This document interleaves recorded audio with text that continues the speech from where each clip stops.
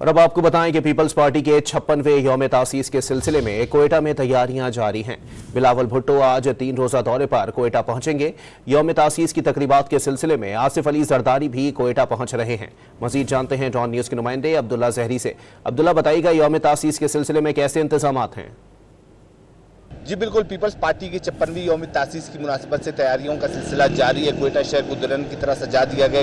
कोयटा के UP stadium से लेकर रेड जोन और कोयटा एयरपोर्ट की जो शारा है वहाँ पे झंडी और बैनर्स लगा लिए गए। पार्टी जराये के मुताबिक साबिक सदर आसिफ अली जरदारी और पार्टी चेयरमैन बिलावल भुट्टो जरदारी आज कोयटा पहुंचेंगे, जबकि दीगर कायदीन इससे कबल ही कोयटा पहुंच चुके हैं। मरकजी सेक्रेटरी इत्तलात शाजिया मरी और सेक्रेटरी जनरल नासिर हुसैन शाह समेत दीगर कायदीन इस वक्त कोयटा में मौजूद है। तमाम तर तैयारियां मुकम्मल हो चुकी हैं और कल कोयटा में एक ग्रैंड जलसा मुनक्किद किया जाएगा, जिसमें पार्टी ने यह दावा किया कि 40 से ज़ायद अरकान सूबाई व कौमी असम्बली जो साबिक सूबाई वज़रा भी रहे हैं वो शमूलियत का ऐलान करेंगे, जिनमें कबायली उमायदीन भी शामिल है।